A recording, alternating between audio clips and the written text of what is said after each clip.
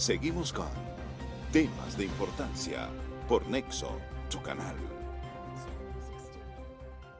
Continuando con nuestro programa Tema de Importancia, con ustedes tenemos nosotros a Víctor Gómez Casanova, un amigo que vino a visitarnos temprano. Y del otro lado tengo a Fernando Puig, quien es parte de este elenco, que va a conversar con nuestro amigo Gómez Casanova, Víctor Gómez Casanova. Buenos días, Gómez, ¿cómo tú estás? ¿Cómo te fue de viaje? Muy bien, encantado de estar aquí con ustedes, don Robinson, don Fernando, muy buenos días a todos y gracias también a don Humberto y a don Rolando por sus palabras.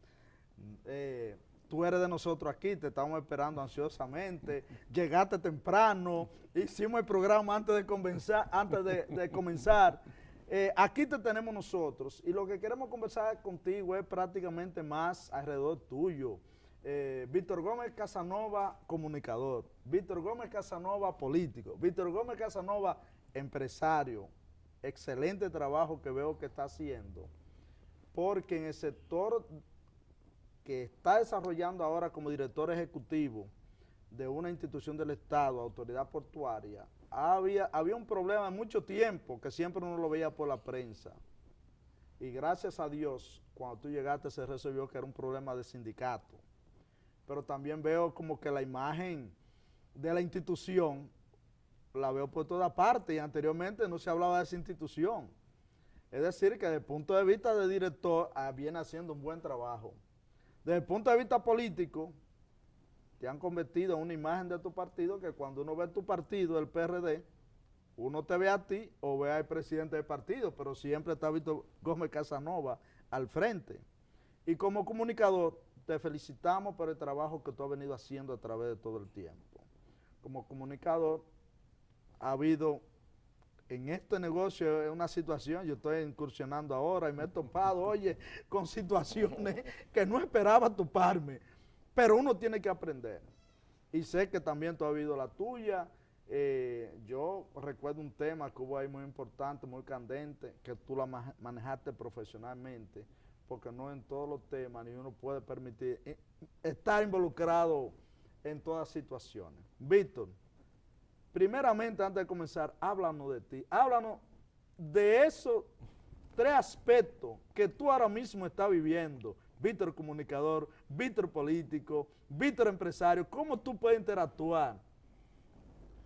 Es que yo empecé muy joven, yo empecé, dice mi papá y mi mamá que yo fui muy inquieto desde chiquito y entonces me apasionaba mucho el tema de la política porque mi padre fue un dirigente político que durante más de 40 años, de manera ininterrumpida, desarrolló una carrera política, ocupando diferentes posiciones y teniendo distintas responsabilidades. Entonces, yo siempre soñé con seguirle los pasos a mi padre y con hacerlo también como él siempre lo hizo, sin que nadie nunca pues haya podido señalarle ni acusarlo de nada indebido. A Dios las gracias y lo que fue siempre su trayectoria. Hoy está como juez del Tribunal Constitucional, apartado de las labores políticas partidarias, pero siempre yo siento un gran orgullo como ser humano, cada vez que en cualquier escenario en el que me desenvuelvo, siempre me encuentro con por lo menos una persona que me hace referencia de lo que fue la trayectoria política de mi padre, del trabajo, la honestidad, la seriedad, el desempeño exitoso en sus funciones.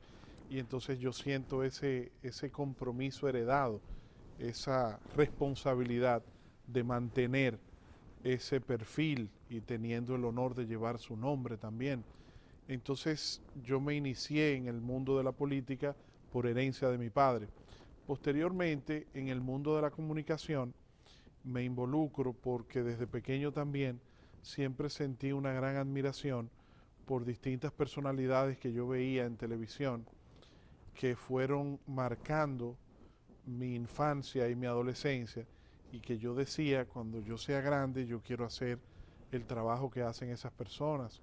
Uno de ellos, ya fallecido lamentablemente, fue don Jacobo Zabludovsky, de la cadena ECO de México, que fue el primer noticiero regional que se hizo a través de Televisa, donde se empezaban, ahora es muy fácil porque ahora con los avances de la tecnología, yo estoy aquí en Santiago y a través de la internet con entrar al link de Nexo TV, pues me pueden ver en cualquier parte. Nexo TV. Claro, me pueden ver en cualquier parte del mundo y pueden ver nuestros comentarios y pueden ver nuestro programa, pero antes no.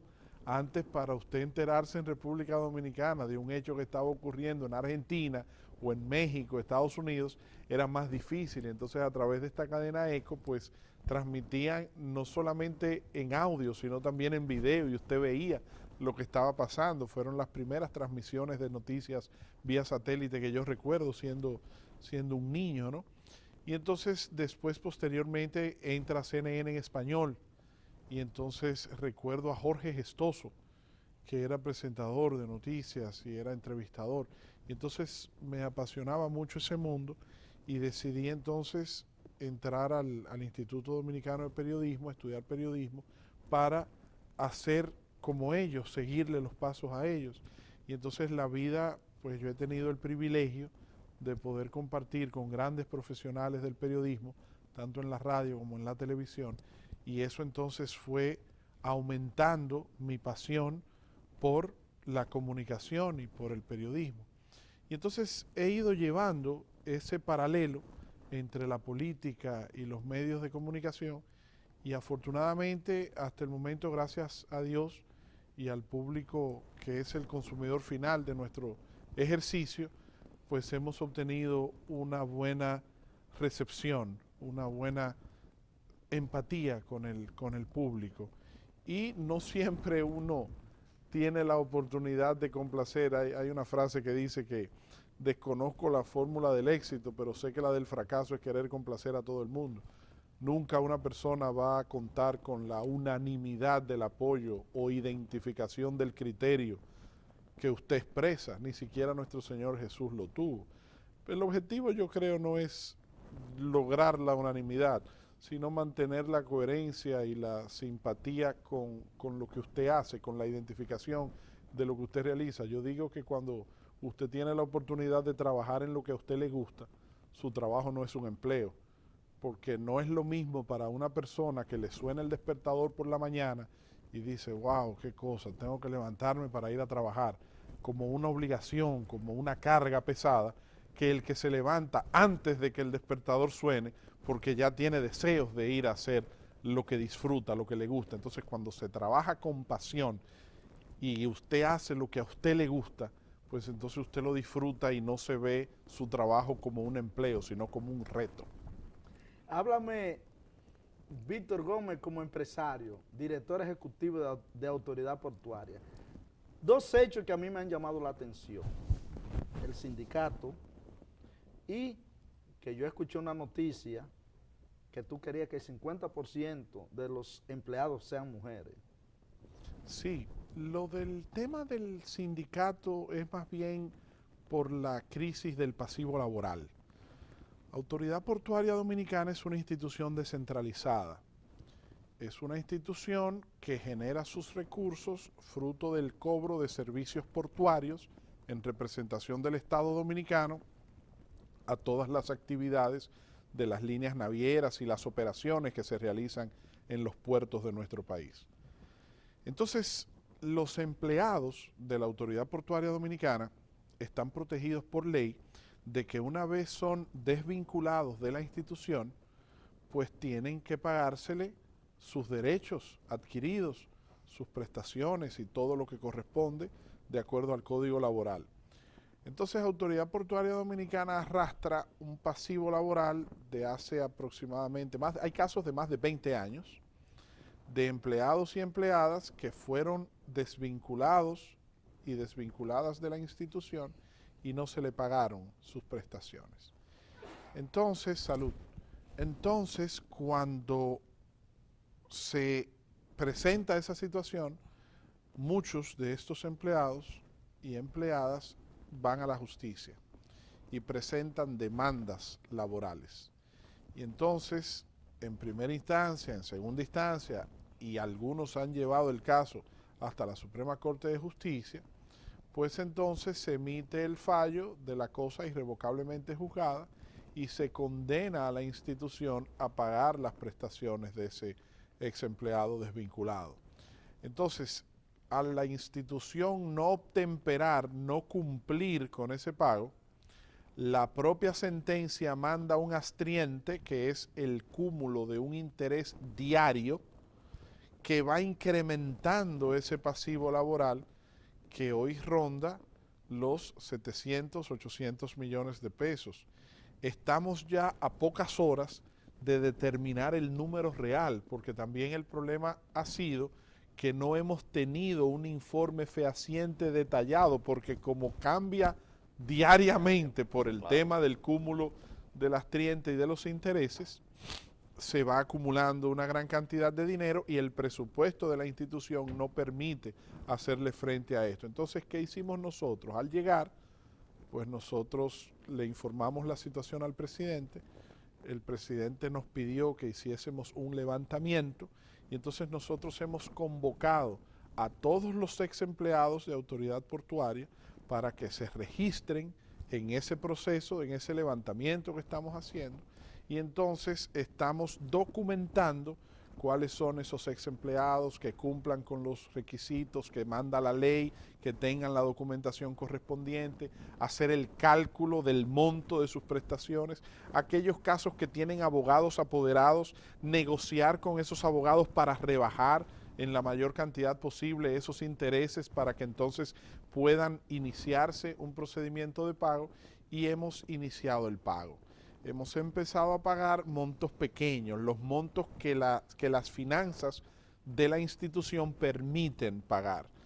Y los empleados que han sido desvinculados también en este proceso, pues se le han ido entregando sus cheques correspondientes a sus derechos adquiridos. Entonces hemos ido enfrentando la situación. Les puedo anunciar, es la primera vez que lo digo públicamente, tendremos la oportunidad ya de hacer una reunión donde sí lo informaremos ya de manera oficial, pero les adelanto a ustedes que el ex vicepresidente de la República, el doctor Rafael Alburquerque, que todos sabemos que es un abogado reconocido, yo diría, con el perdón de los demás, es el número 1 en este país en materia de derecho laboral, nos va a estar asesorando y acompañando para presentarle al presidente el informe de lo que estamos haciendo y las posibles alternativas de solución para esta situación.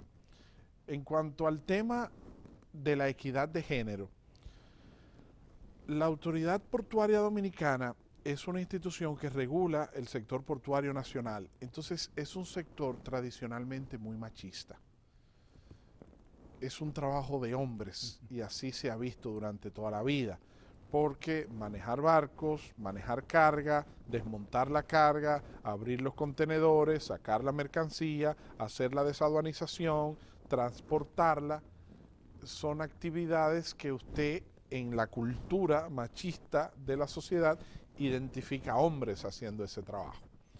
Entonces nosotros hemos querido dar un derecho de equidad y de igualdad en participación a las mujeres y hemos importantizado y resaltado el rol de la mujer dentro del sector portuario. Por ejemplo, con mucho orgullo le puedo informar que el viernes pasado nosotros presentamos a la señora Yulisa Quiñones, que es la primera mujer en la historia de República Dominicana en ser contratada para hacer las labores de piloto. ¿Qué hace un piloto? Cuando el barco va a entrar a puerto, no es el capitán de la embarcación que entra el barco a puerto. Antes del barco entrar a puerto, no solamente aquí en República Dominicana, en todas partes del mundo, una embarcación pequeña sale del puerto y encuentra a la embarcación que va a entrar en alta mar o fuera del puerto, a diferentes millas. Exactamente. Y entonces aborda un equipo de pilotos, sobre todo uno que es el responsable, aborda la embarcación. Esa es una tarea muy riesgosa. Cada vez que un piloto hace eso, arriesga su vida. ¿Por qué? Porque la forma en cómo aborda la embarcación es con una escalera de soga que le lanzan desde la embarcación que contiene la carga, lanzan una escalera de soga, de madera y soga, hacia la superficie de la embarcación, y entonces la otra embarcación viene, se le coloca en paralelo a todo esto con ambas embarcaciones en movimiento, porque nunca se detiene el barco, de ahí la expresión de que barco parado no paga flete. Entonces, no gana flete. Entonces, de manera simultánea, mientras van en paralelo, el piloto brinca desde la embarcación que lo transporta hacia la escalera de soga y madera y aborda la embarcación, sube hasta donde el capitán, la cabina de mando, y entonces ahí inicia la maniobra del atraque del barco. Ahí el piloto le dice, mire, vamos a estar tantos grados a babor, tantos grados a estribor, vamos a calcular la poa de esta manera, la proa, y así sucesivamente. El piloto es que asesora al capitán para la maniobra del atraque del barco. Entonces, esa actividad, esa responsabilidad, siempre en República Dominicana la han hecho hombres. Y a partir del viernes pasado, por primera vez hay una mujer en el cuerpo de prácticos de pilotos. Fernando, lo que yo puedo decir es lo siguiente. Estoy conociendo una faceta de Víctor Gómez Casanova, una persona muy humanista, con mucha sensibilidad, que posiblemente no lo haya reflejado en otro momento. Porque la forma, y a mí me impactó mucho, como un problema de un sindicato que tiene años y años, nadie había podido resolverlo, pero lo más importante es la parte de la mujer. Esa parte sensible de Víctor, en este momento, me está impactando más que haber conocido lo que conocí. Pero perdóneme, don Fernando, debo darle el mérito no es de Víctor, o sea, no es un asunto de Víctor, es un tema de política de Estado. A través del gobierno del presidente Danilo Medina se han tomado una serie de iniciativas que vienen desde la ONU. Inclusive hay una iniciativa muy bonita que se llama He for She, de una embajadora que es una actriz, Emma Watson, que habla de cómo la mujer debe tener la misma oportunidad.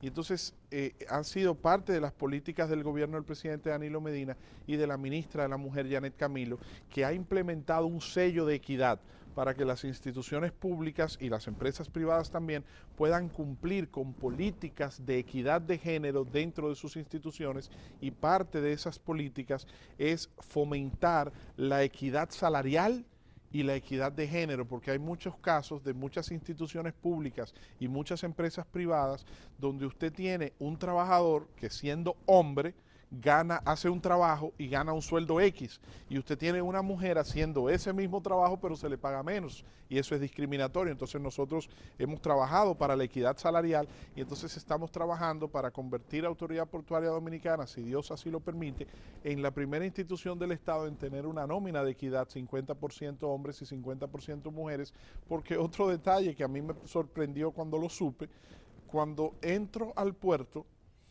estaba prohibido que las mujeres pudieran entrar a los muelles, a los puertos, por una decisión de regulación internacional en su momento, porque se entendía que la presencia de la mujer en los muelles, en el puerto, podría fomentar la prostitución, porque se daban casos de mujeres que abordaban embarcaciones para vender favores sexuales a los miembros de la tripulación de esa embarcación.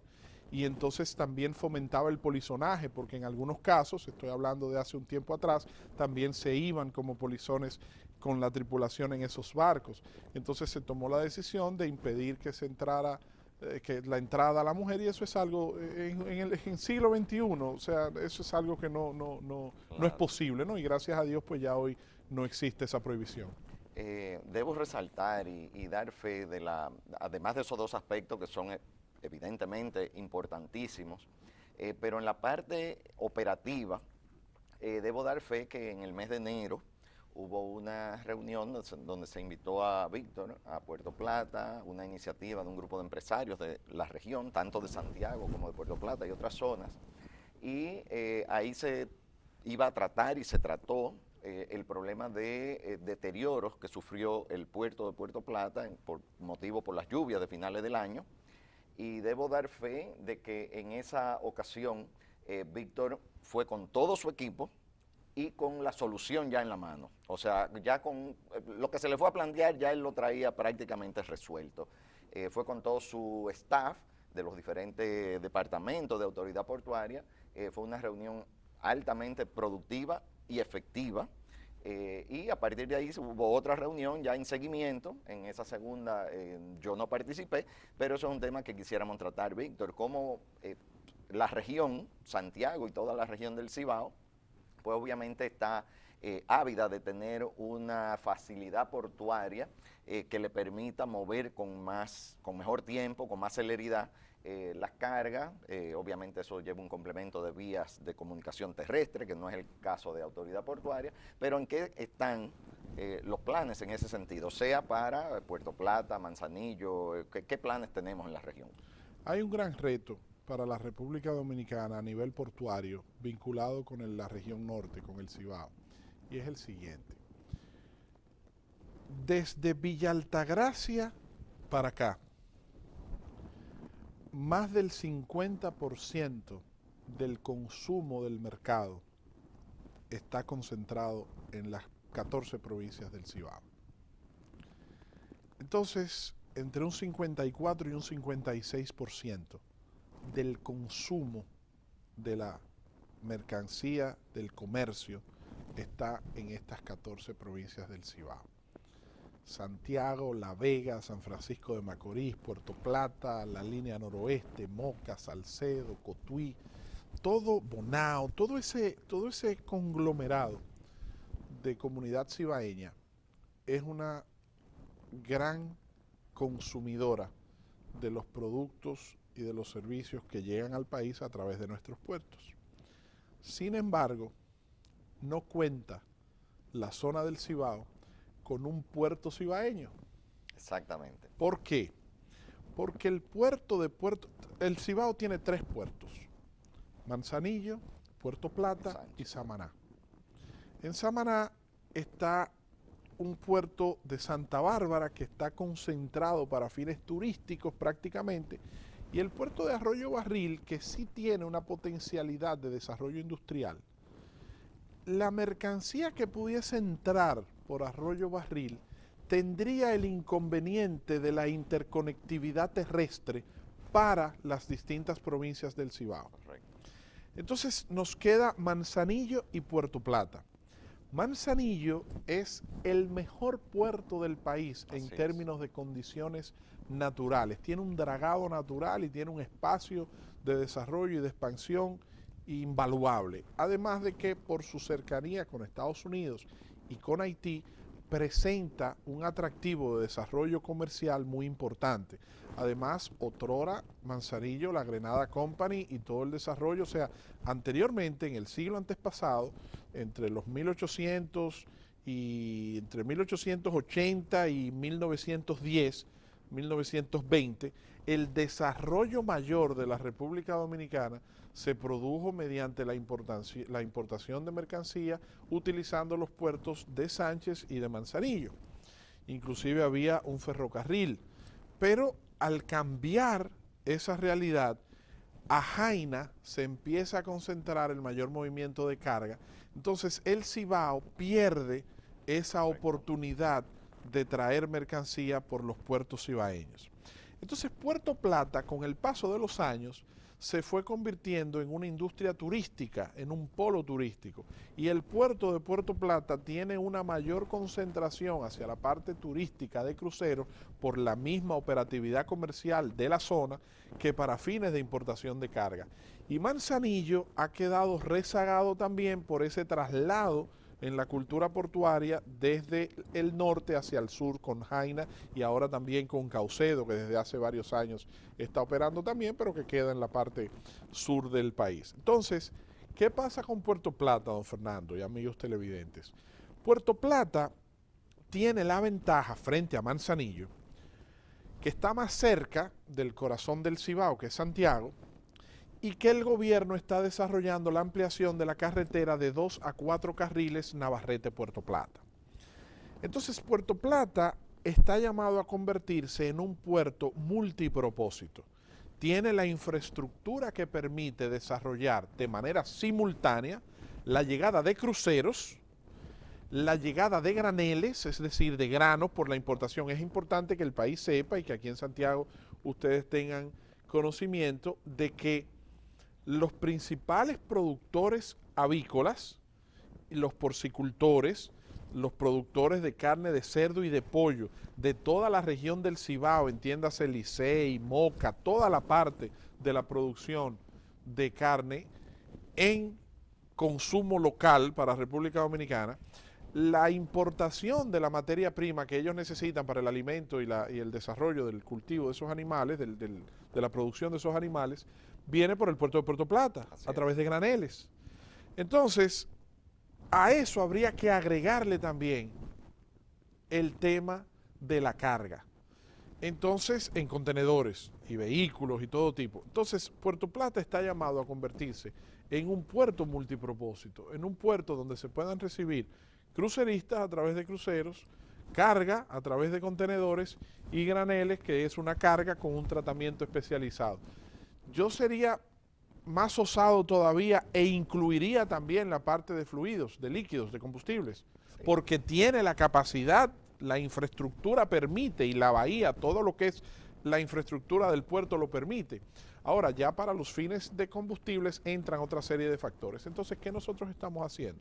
A través de la Cámara y a través de la Cámara de Comercio de Santiago y de importantes empresarios cibaeños, estamos en conversaciones con distintas empresas que tienen la intención de nuclearse en una especie de holding o de grupo empresarial local para conseguir inversión extranjera que pueda asociar una alianza público-privada para el desarrollo del puerto de Puerto Plata con inversión extranjera, inversión local y participación del Estado, haciendo las APP, Alianza Público-Privada, que es el modelo que en República Dominicana y en todas partes del mundo ha demostrado ser el más exitoso y el más eficiente para el desarrollo portuario. No es una casualidad que los principales puertos del país están concesionados: Jaina, Caucedo, La Romana, Ambercofen, Maimón, Puerto Plata, y así en otros países de América Latina y del mundo. Estamos conversando con una excelente persona, gracias, visionaria, muchas características que hemos comenzado a descubrir, Víctor Gómez Casanova, y con él continuaremos después de la pausa, hablando del tema del medio, que no lo hemos tocado. Vamos a pausa. Ya regresa Temas de Importancia por Nexo, su canal. Seguimos con Temas de Importancia por Nexo, su canal. Continuando con nuestro programa Tema de Importancia, hoy tenemos en Tema de Importancia una excelente persona, un excelente profesional y una persona de mucha sensibilidad. Hoy en las conversaciones que hemos tenido, hemos conocido más de él, Víctor Gómez Casanova. Y con Víctor Gómez Casanova tenemos un tema que no lo hemos tratado. Estamos hablando con Víctor Gómez Casanova, comunicador, político, empresarial, empresario. Ahora yo quiero, Fernando, que hablemos con Víctor Casanova político. Y le voy a hacer la siguiente pregunta, tal vez por interés personal. Tú eres un joven con mucha visión, con mucha proyección, particularmente cuando yo veo tu partido, en estos momentos veo al presidente y te veo a ti, porque son las dos figuras preponderantes. Las oportunidades para escalar posiciones depende de cómo esté creada la estructura. Y te voy a hacer una pregunta sobre la ley electoral. Yo viéndote la oportunidad que tienes tú de escalar mucho más que lo que en este momento tú estás, ¿qué tú preferirías en las votaciones de los electores? ¿Que se manejara cerrada con el partido o que fuera abierta con el padrón de la Junta Central Electoral? Nosotros somos de opinión que no para el fortalecimiento, le iba a decir para el fortalecimiento, pero me voy a corregir, le voy a decir para la reorganización que necesita la clase política dominicana, en sentido general, en todos los partidos. Como clase política nosotros tenemos que revisarnos y tenemos que emplearnos a fondo en hacer una reingeniería del sistema democrático de nuestro país. Y el sistema democrático de nuestro país está fundamentado en los partidos políticos. Entonces, nosotros, como políticos de todos los partidos, estamos obligados a reinventarnos o vamos a sufrir consecuencias que han sido muy negativas para otros países donde ha colapsado el sistema de partidos, y el ejemplo más cercano que tenemos es Venezuela.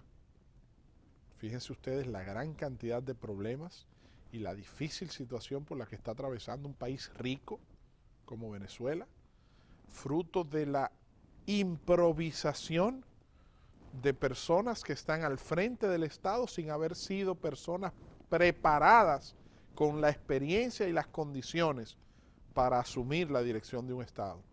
La política es una profesión, la política es una ciencia, la política es una carrera, y nosotros no podemos darnos el lujo de, por torpeza, por intereses, por egoísmos y por actitudes no inteligentes, nosotros pongamos a nuestro pueblo a pagar consecuencias que sean más traumáticas que el trauma que podamos estar viviendo en estos momentos, para que después no nos salga la receta de la medicina más cara que la propia enfermedad. Dicho esto, le confieso que somos de opinión de que dentro de esa reorganización, de esa reingeniería que necesitamos hacer en República Dominicana, la clase política, yo favorezco de manera personal, y mi Partido Revolucionario Dominicano lo ha expresado así también en los escenarios del Congreso donde se está conversando sobre este tema, la realización de primarias simultáneas con el padrón y organizadas por la Junta Central Electoral.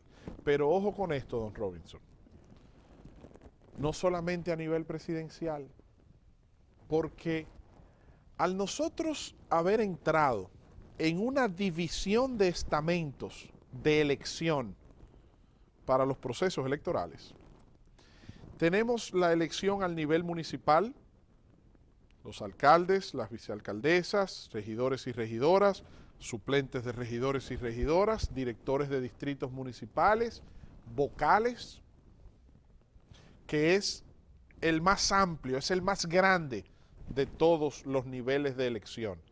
Nosotros tenemos 156 municipios y más de 250 distritos municipales, donde el promedio de cada municipio, de cada sala capitular, de cada ayuntamiento, es de un alcalde o alcaldesa, un vicealcalde o vicealcaldesa y 7 regidores. Y cada distrito municipal es de un director de distrito, un suplente, sus vocales. Es decir, que solamente en el sector municipal, en el nivel de elección municipal, hay más de 2.300 posiciones. A eso vámonos entonces al nivel legislativo, con 2 cámaras en el Congreso, de 32 senadores y 190 diputados y diputadas. Estamos hablando de 222 plazas de elección. Entonces, el nivel presidencial es el menos complejo a nivel de elección, porque ahí son solamente 2 personas, presidente y vicepresidente. ¿Tú sabes qué pasa, Víctor, ahora mismo? Los verdaderos líderes comunitarios, los que dirigen la masa, no tienen oportunidad, porque a los partidos ser cerrados, aparece alguien con dinero, alguien que lo apoye y avasalla a todo el mundo. Lo que hay que voltear el asunto, don Robinson, es que a eso es que voy. Cuando le hago la comparación del nivel municipal y el legislativo versus el presidencial, es que no puede, el triángulo hay que voltearlo. No puede ser que la cúpula y que la elección presidencial sea la que marque el desarrollo de los demás niveles de elección. La representación municipal y legislativa es más cercana y es más identificada con la realidad social de cada comunidad que la presidencial. Y nosotros no estamos en un modelo de república federal. Aquí la realidad, yo le voy a poner un ejemplo, estamos en Santiago. La realidad política, económica y social de Licey no es igual a la de Navarrete, o a la de San José de las Matas, Licey, o a la de Puñal. Pero mira qué pasa en Licey con los partidos políticos. Aparece uno que no es líder pero aparece apadrinado por uno que tiene dinero dentro de los partidos y es el elegido. No, perdóneme, no estoy de acuerdo con usted. No creo que sea porque tenga dinero en el partido o un padrino en el partido. Se lo busca dentro de la misma sociedad con el tema del voto preferencial y fomenta un canibalismo frente a sus adversarios de otros partidos y dentro de su propio partido, independientemente de que tenga el padrino, como usted dice. Pero lo que pasa es que lo veo más grave que lo que usted lo plantea. Usted dice, bueno, si yo quiero ser candidato a regidor, a síndico, a vicesíndico, a alcalde o vicealcalde, o a director de distrito, o a diputado o a senador, tengo que buscar un padrino en el partido. Sí, es importante.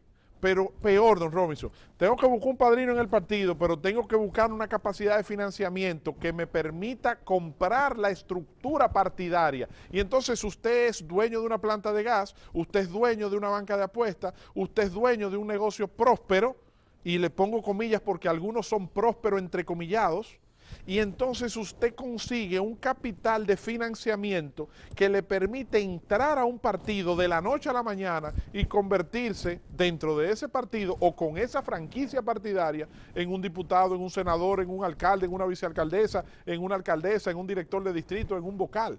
Entonces, ¿cómo le ponemos control a eso? Personalmente soy de opinión que podemos buscar dos fórmulas alternativas con respecto al voto preferencial. O hacemos la competencia interna reservando el orden numérico según el resultado de votación. Me explico. Si la circunscripción número 1 de Santiago de los Caballeros tiene 6 diputaciones y 20 regidurías, y como partido X nosotros fomentamos un proceso de competencia interna entre nuestros dirigentes para que compitan por esa lista de diputaciones y regidurías, porque ya a nivel de alcaldías o de senadurías es unipersonal. Entonces, usted se reserva a priori las posiciones que usted tenga preestablecidas para concertar alianzas. De manera que usted no ponga a competir a un dirigente que gane su proceso interno, que usted le asigne la candidatura para después decirle, mira, ¿tú sabes qué? Perdóname que ahora yo pacté con Fernando y entonces viene Fernando por ti como candidato.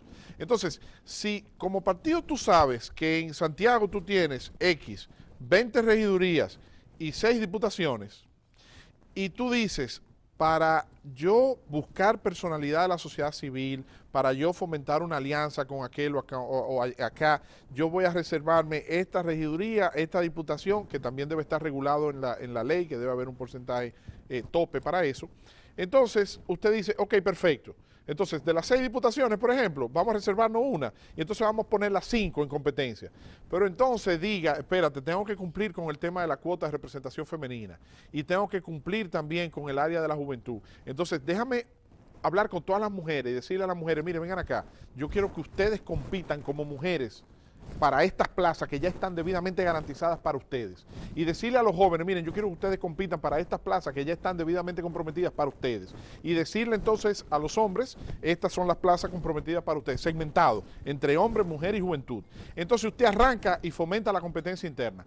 Entonces, de acuerdo a los resultados de esa competencia interna, usted asigna el número conforme al resultado de la votación. Si usted reservó 2 diputaciones para el área de la mujer, en esa demarcación, la mujer que fue la más votada va en el 1, la segunda mujer que fue la más votada va en el 2, y así sucesivamente. Otra alternativa pudiera ser, la hay en otros países, que usted subdivida la circunscripción en distritos electorales.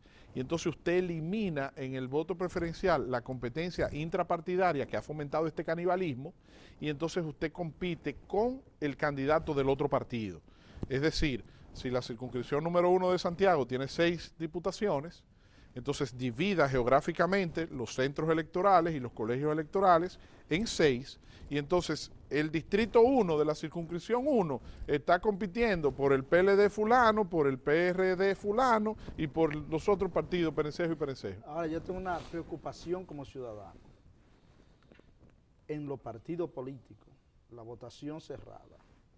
En la votación cerrada, en los partidos políticos, tú sabes que hay personas, estructuras, que son como empresas, que para promover, tú tienes que asignarle un sueldo o recurso para mover cierta candidatura. El clientelismo. El clientelismo. Eso evita que líderes que no tengan recursos no puedan pues, obtener posiciones, porque inmediatamente lo sacan. En todos los partidos se mantiene esa estructura. Ahora, si nosotros queremos hablar de transparencia, de eliminar la corrupción, tenemos que irnos por la igualdad de todos los participantes. De mi punto de vista, la participación cerrada en los partidos, no hay igualdad, porque siempre va a intervenir el poder, siempre va a intervenir el poder económico y el padrino.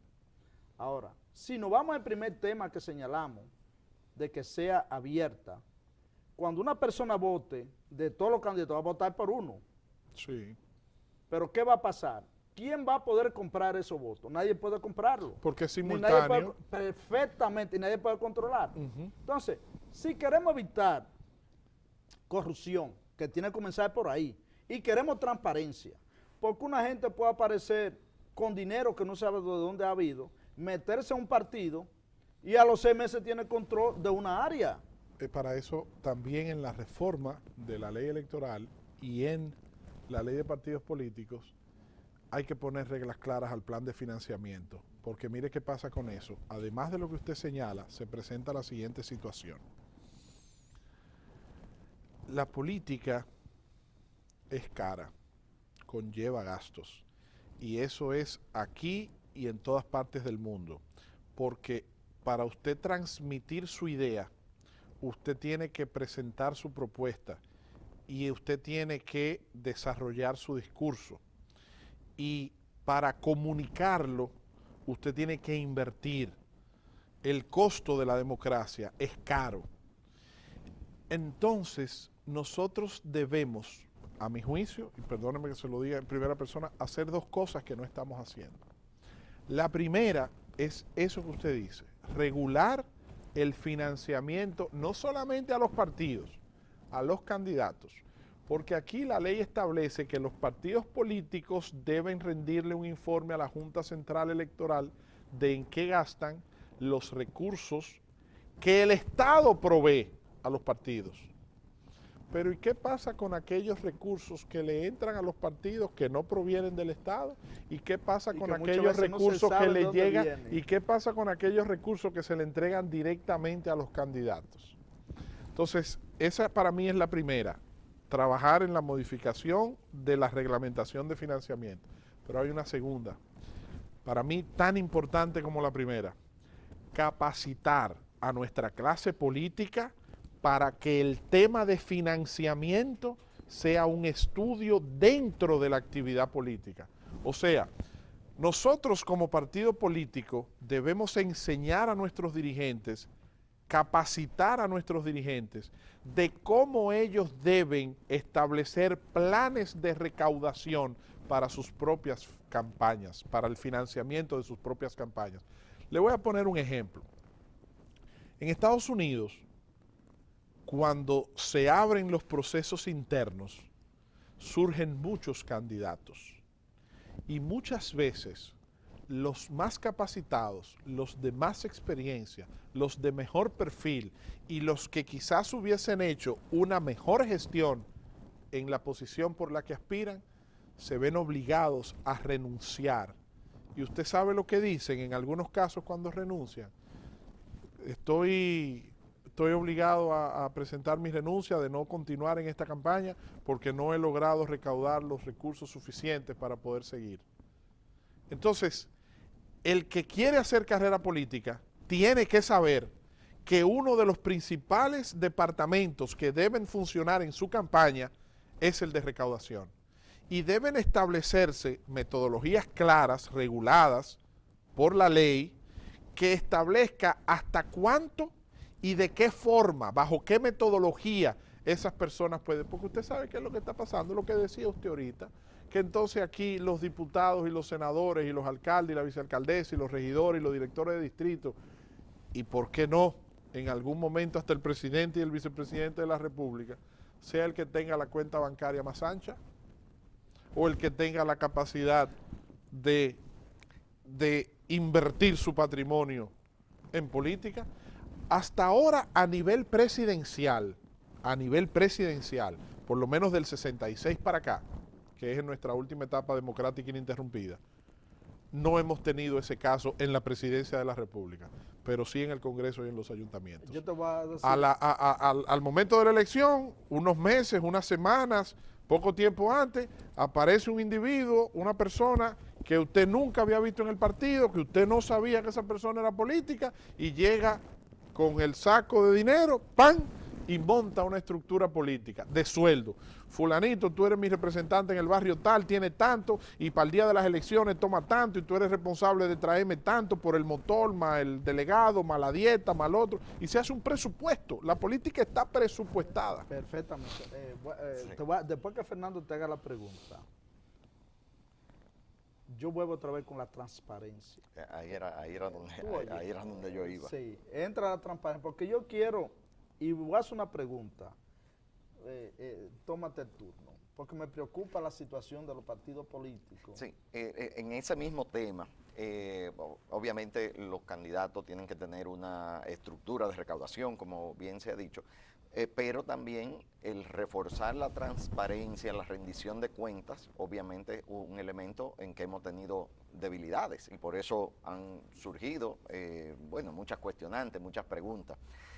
Pero además de la transparencia, voy en el orden del financiamiento público a los partidos. La idea de esto era precisamente que no hubiera dinero, que no se supiera la procedencia en las campañas, pero al final se está, digamos, lesionando la finanza pública con un financiamiento a los partidos y no se paró o no se limitó la procedencia de fondos de cualquier otro origen. ¿Existe en el espectro actual dominicano la posibilidad de eliminar el financiamiento público de los partidos? Yo creo que el financiamiento público no es no es ahí que está la solución. Pudiera eliminarse. Yo particularmente no soy promotor o defensor de la idea, porque por ejemplo, Estados Unidos, que es un modelo de democracia admirable, tiene financiamiento público. Ahora, mire la posibilidad que da el sistema norteamericano, que a mi juicio es uno de los mejores organizados en materia de financiamiento de campañas. Estados Unidos tiene 100 senadores. Usted entra a la página de internet de cualquiera de esos 100 senadores y en su perfil usted va a encontrar un icono que dice lista de donantes y usted entra y ¡pap! Y aparece, están obligados a hacerlo y pobre del que no lo haga. Hasta ahí llegó. Aparece una lista de quiénes son los sponsorship, los patrocinadores, los donantes de esos senadores. Igualmente ocurre con los representantes, con los diputados, los congresistas. Y entonces usted sabe, de acuerdo a su distrito, porque otra cosa, también tienen la regulación de la geografía del donante. O sea, un candidato a ser representante del distrito X del estado de Texas no puede aparecer con una donación de Juancito Trucupey de Maine o de Wisconsin o de Montana. Entonces, en esa transparencia, ellos están obligados a detallar su lista de donantes. Aquí en República Dominicana debemos dirigir nuestros pasos en esa dirección. Lo que pasa, mi querido don Fernando, y aquí voy a pisar algunos callos, la responsabilidad de esa falta de transparencia no es exclusiva de la clase política. Aquí hay empresarios que no les gusta que se sepa que ellos le dieron dinero a tal o cual candidato. Y aquí hay empresarios que no les gusta que se sepa cuánto le dieron, ni a quién le dieron, ni cómo se lo dieron. Entonces, nosotros tenemos que abrir un espacio de conversación transparente, sincero, diáfano y horizontal sobre este tema, porque no es exclusivo de la clase política. ¿Quién financia a los políticos dominicanos? Es el empresariado. Claro, Entonces, los políticos tenemos que sentarnos con los empresarios y decirles, miren, la sociedad está reclamando, la sociedad está demandando transparencia. Y nosotros como políticos estamos llamados a cumplir con lo que nuestra sociedad, que es a quienes nosotros representamos, nos están exigiendo y nos están demandando. Además, tenemos que hacerlo porque si no lo hacemos, estamos condenándonos al fracaso. Entonces, para cumplir con esa demanda y esa exigencia de transparencia, la transparencia no puede ser solamente para mí como dirigente político, como candidato, sino que también tiene que ser para ti como empresario. Entonces, yo tengo que estar obligado a decir quién me donó y tú no puedes molestarte porque yo identifique tu donación, porque tú tienes que estar consciente que al momento en que me donaste, eso es público, porque también ahí entra el impuesto sobre la Dirección General de Impuestos Internos, porque entonces hay muchas donaciones que se hacen a campañas y hemos visto escándalos de este tipo en otros países del mundo, donde empresarios son acusados de evasión o de lavado o de otros crímenes monetarios, de delito monetario, por financiamiento irregular de campañas. Entonces, eso afecta no solamente al candidato que lo recibe, sino también al empresario. Porque no puede transparentar esos gastos si lo da así de esa forma. Víctor, hablando de transparencia, yo vuelvo otra vez con mi preocupación de los partidos políticos y las oportunidades que pueden tener líderes sectoriales, comunitarios, que por la falta de recursos y padrinos no pueden encaminarse a tener una candidatura o a representar su comunidad o el sector donde vive. Uno de los temas importantes que yo señalo, y es que los partidos políticos tienen estructuras sectoriales y barriales, donde son como si fueran colmado empresas, donde le dirigen, manejan los recursos, le dirigen la estructura. El líder comunitario que pueda tener un alto posicionamiento de percepción del público, muchas veces no puede ir porque se va a enfrentar que carece de recursos para poder competir. Yo veo otra vez, insisto, en la elección de los candidatos, de abajo hacia arriba, que sea abierto. Porque si hay 10 candidatos que van a competir y una gente va a votar por ese candidato sobre un sector, habría que comprar a todo el mundo. Sus recursos habría que incrementarlos por lo menos 4, 5, 6, 7 veces para poder tener control. Y es insostenible. Y además se puede encontrar que no va a tener ese respaldo como el que él quiere. Porque en los partidos se controlan los partidos y los padrones de los partidos. Pero cuando es abierto, ¿quién tiene control? Entonces yo entiendo que si queremos transparencia, si queremos ir evitando los problemas de corrupción que pueden darse en los partidos políticos, en todas las estructuras, tenemos que abocarnos de que haya igualdad de condiciones para competir. Una gente con alto posicionamiento, aunque no tenga recursos, puede salir. Porque... No, perdóname, don Robinson. Necesita recursos. Lo que pasa es que tiene que desarrollar habilidades para poder lograr recaudaciones sin que afecte la transparencia y la ética, como usted dice. Sí, pero tendría recursos, pero no como hay que tenerlo ahora.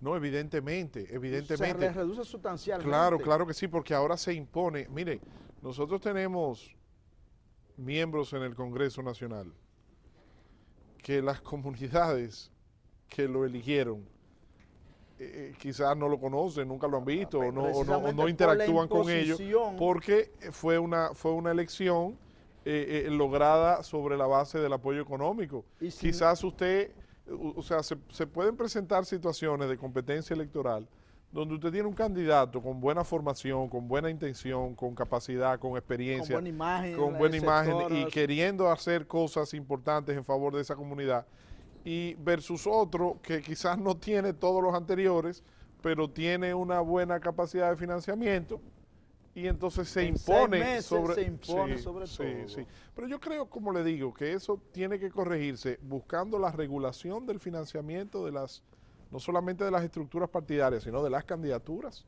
Por ejemplo, mire, Y que el México, voto sea abierto. sí, claro, México y Brasil tienen unos buenos modelos de financiamiento de campañas, inclusive de regulación de tiempos y de, por ejemplo, en Brasil y en México está prohibido usted salir a hacer campaña antes de que se declare abierto el periodo de precampaña o de promoción electoral.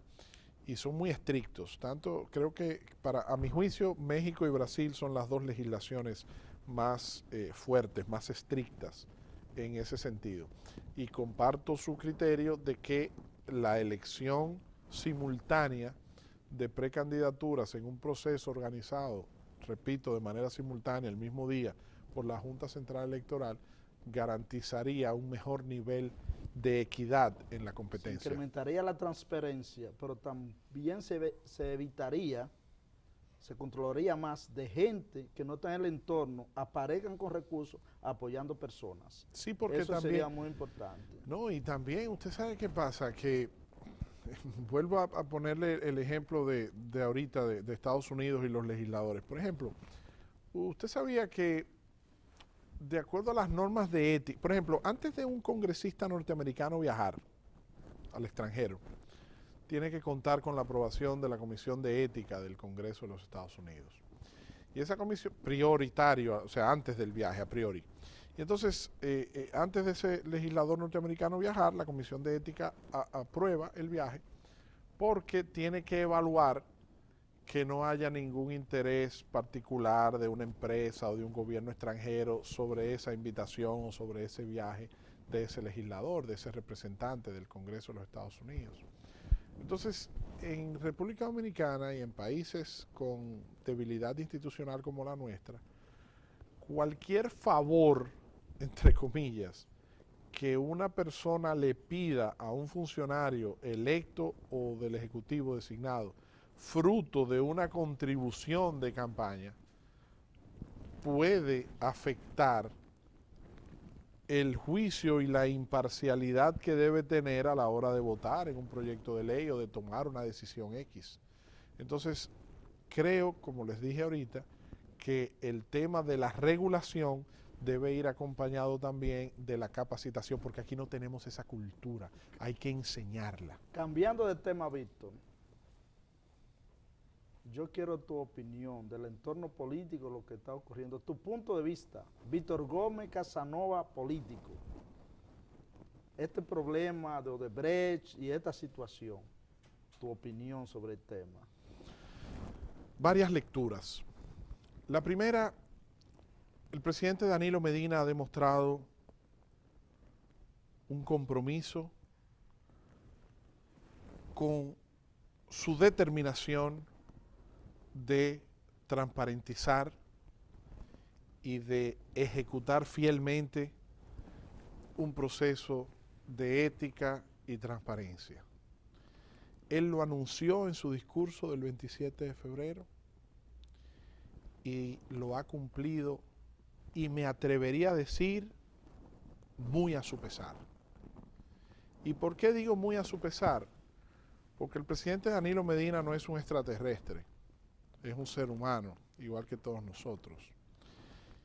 Y para el presidente Danilo Medina no debe ser agradable, no debe ser cómodo el tener que someter a la acción de la justicia en un gobierno presidido por él a compañeros de su partido, a miembros de su gabinete, a personas que han demostrado durante una larga trayectoria de compañerismo político y de amistad personal un vínculo con él.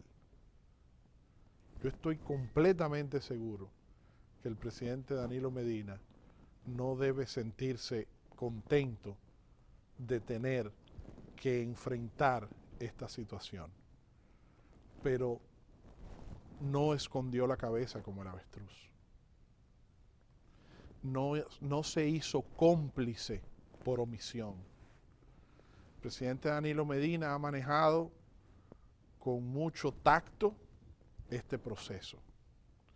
Y creo que son muy injustas las voces que han querido cuestionar la imparcialidad que él ha tenido. El presidente Danilo Medina no le ha querido, bajo ninguna circunstancia, sacar un provecho político particular a esta situación, ni ha querido pescar en río revuelto con esta situación. El presidente Danilo Medina se ha manejado de manera respetuosa y equidistante a lo que es un proceso de investigación del Ministerio Público desarrollado, fundamentado e iniciado por un estamento internacional, porque este caso no surge en República Dominicana. Y entonces el presidente Danilo Medina dijo que en su gobierno, y mientras él fuera presidente de la República, no habrían vacas sagradas y que las investigaciones se llevarían hasta las últimas consecuencias, caiga quien caiga. Y está actuando en correspondencia con eso que él dijo. Y está siendo coherente entre lo que dijo versus lo que se está haciendo. Repito, muy a su pesar, para él no es cómodo, él es un dirigente político. Danilo Medina es un hombre con vínculos políticos muy arraigados dentro de su propio Partido de la Liberación Dominicana, que se ha visto afectado por esta situación. Ahora, yo también quiero decir algo, perdón que sé que ya nos queda poco tiempo. Que nos den 3 minutos más. Este no es un tema, nos den 3 minutos más. Este no es un tema exclusivo del presidente Danilo Medina, ni de su gobierno, ni siquiera de su partido. Este es un tema en el que todos los actores políticos del país debemos vernos reflejados, porque esta situación de Odebrecht demuestra una crisis sistémica, demuestra, lo que nosotros debemos hacer con este caso de Odebrecht es estudiar qué nos está pasando, por qué hemos llegado a este punto y cuáles son las decisiones que debemos tomar y los correctivos que debemos tomar para evitar que esta situación siga ocurriendo. No solamente con Odebrecht, sino con ese mismo patrón conductual, fruto de las faltas de controles o de las deficiencias administrativas que nos impiden advertir estas situaciones previo a que ocurran, o peor aún, que nos obliga a tener que tomar decisiones después de que en otros países estallen estas situaciones. Entonces, nosotros tenemos otros temas de índole interna, local, que no se le ha dado, que no ha tenido ante la opinión pública el mismo reconocimiento, el mismo tratamiento que el caso Odebrecht, porque les reitero, viene con una parafernalia mediática desde el extranjero y fruto de la situación. Pero yo creo que el tema de la corrupción no es un tema ni de un presidente, ni de un gobierno, ni de una administración en particular. Es de tiempo y de estructura. De cultura. Los dominicanos tenemos el síndrome de la corrupción intrínseco, es interno. Y aquí no hay un solo corrupto de un solo partido, ni un solo corrupto de un solo gobierno, ni un solo corrupto del sector público, porque para que exista un corrupto debe haber también un corruptor. Pero también del sector privado. A eso me refiero, es un germen que carcome todo nuestro aparato político, empresarial, público y privado, a todos los niveles. Aquí hay una conciencia generalizada, hay una cultura generalizada de que al que nombran con un decreto se paró. Así mismo, así mismo. Aquí hay una ambición desmedida por ser funcionario público, porque existe en la psiquis de la mayoría de la población que al que le dieron un decreto y está al frente de una posición resolvió todos sus problemas. Y déjeme decirle que no es así.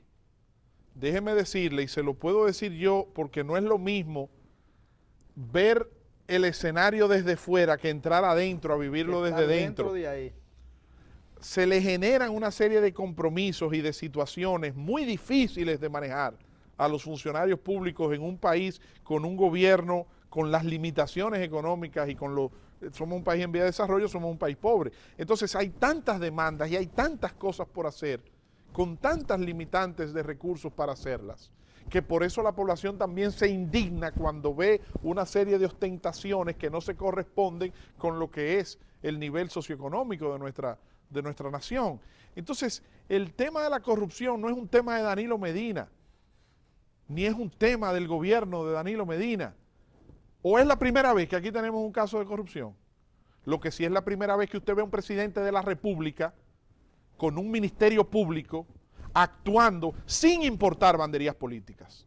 Esa sí es la primera vez que usted lo ve. Muchos años atrás. Es la primera vez en la historia de este país que usted ve a un ministerio público actuando sin importar de qué partido sean, haciendo la investigación sin que un presidente de la República esté cogiendo un teléfono para llamar, ponme a fulano, sácame a Perencejo, a este sí o a este no. Y el presidente Danilo Medina se ha manejado, repito, con una prudencia, con un tacto, con una inteligencia emocional para evitar politizar. Porque este tema de Odebrecht, evidentemente que tiene sus implicaciones políticas, evidentemente, y que esto trae un proceso de resquebrajamiento, de reordenamiento dentro del escenario político nacional. Pero este es un tema judicial que debe mantenerse con el estricto apego del debido proceso, del procedimiento jurídico que establecen nuestras leyes. Y lo que tiene que demostrarse es la culpabilidad de esos imputados, porque su presunción de inocencia está establecido mediante un derecho constitucional. Entonces ahora le corresponde a ese Ministerio Público que instrumentó ese expediente y a los organismos internacionales que tienen relación directa con este caso, específicamente el gobierno de Brasil y el gobierno de Estados Unidos, demostrar la culpabilidad de los imputados sin que el presidente de la República intervenga en el proceso. Entonces es muy injusto querer cuestionar al presidente Danilo Medina y querer mencionar su nombre y querer involucrar su nombre en este escándalo cuando él ha sido el principal garante para que el proceso se lleve hasta las últimas consecuencias. Y algunos que criticaban y cuestionaban que se mantenía un manto de impunidad porque no se hacía ningún sometimiento, hoy son tan hipócritas y actúan con una doble moral tan descarada que entonces hoy son los primeros que acusan al presidente que antes acusaban de que era un manto de impunidad para cubrir el caso, hoy entonces lo acusan de estar involucrado en el caso. O sea, palo si boga y palo si no boga. Entonces, el presidente Danilo Medina ha actuado conforme lo que la Constitución y las leyes le mandan, que es el de respetar el derecho del Poder Judicial y no involucrarse de manera directa en este caso, aún a sabiendas, suponiéndolo yo, porque no hablo porque él me lo haya dicho, pero suponiendo yo, como debemos suponer todos nosotros, el vínculo de relación, de amistad y de compañerismo político que durante años ha venido desarrollando con varios de los actores imputados en este proceso. Gracias, Víctor Gómez Casanova, joven, talentoso, visionario, comunicador, político, empresario. Cosa que no sabíamos de Víctor, su humildad, su humanismo y también esa gran visión política, y con la edad que él tiene, esa alta madurez política, Víctor. Gracias. Te auguro grande éxito. Gracias. Y abogo porque las elecciones, como decía Fernando Puig, de abajo hacia arriba, se haga con el padrón abierto. Ahí evitaríamos mucha corrupción y conseguiríamos comenzamos a nivel político a conseguir la transparencia que nosotros necesitamos a través de ahí. Gracias a ustedes, amigos televidentes, de su programa Tema de Importancia. Con ustedes estuvo hoy con nosotros en Tema de Importancia Víctor Gómez Casanova. Buenos días. Nexo presentó Temas de Importancia.